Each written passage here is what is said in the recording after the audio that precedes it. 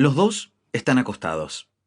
Él relata con voz grave y monótona la historia que ya le contó 1000 veces. Empuja el aire que hace vibrar sus cuerdas vocales y el sonido se modula en la lengua, los labios y el paladar. En menos de una milésima de segundo, esa ola de presión sonora rebota en el oído de su hija. El sonido vuelve a convertirse en movimiento en el tímpano de ella, que escucha. El movimiento en el oído activa unos receptores mecánicos en la punta de las células ciliares, una magnífica pieza de maquinaria biológica que convierte las vibraciones del aire en impulsos eléctricos.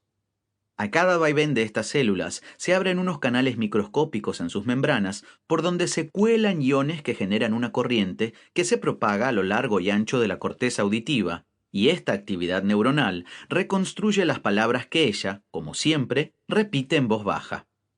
Las mismas palabras, que suenan en la voz grave, monótona, atenta y de inflexiones delicadas de su padre, ahora viven en el relato que ella construye en su mente cuando escucha el cuento que ya escuchó 1000 veces.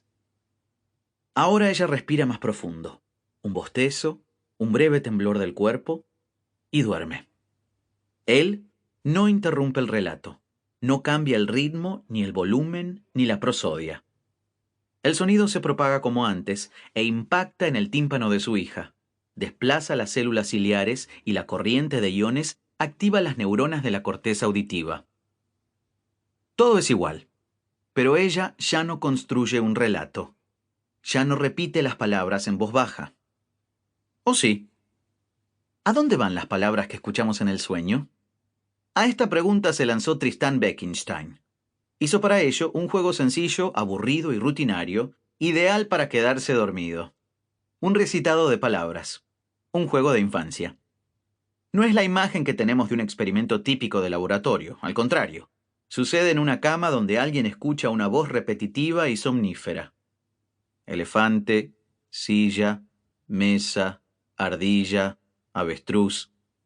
Cada vez que se escucha el nombre de un animal, esa persona debe mover su mano derecha. Si es un mueble, la izquierda. Es fácil e hipnótico. Al rato las respuestas se vuelven intermitentes. A veces son extremadamente lentas y finalmente desaparecen. La respiración es más profunda y el electroencefalograma muestra un estado sincrónico. Es decir, el que escucha el recitado ya duerme. Las palabras siguen como si el relato tuviese inercia, como en el cuento del padre que presume que su hija escucha desde el sueño. Así, observando la marca de las voces en las transiciones de sueño, Tristán descubrió que en el cerebro del durmiente, estas voces se hacen palabras, y estas palabras adquieren significado.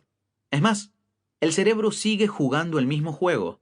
La región cerebral que controla la mano derecha se activa cada vez que se menciona un animal, y la región que controla la mano izquierda lo hace cada vez que se trata de un mueble, tal como dictaban las reglas del juego establecidas en la vigilia. La conciencia tiene un interruptor.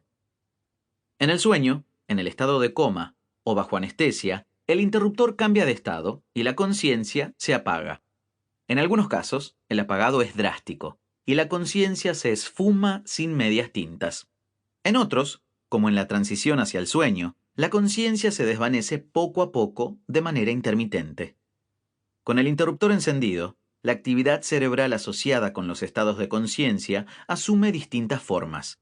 Vimos, por ejemplo, que la conciencia de los más chicos opera en otra temporalidad y que la de los esquizofrénicos no tiene la capacidad de identificar las voces propias, generando una distorsión del relato.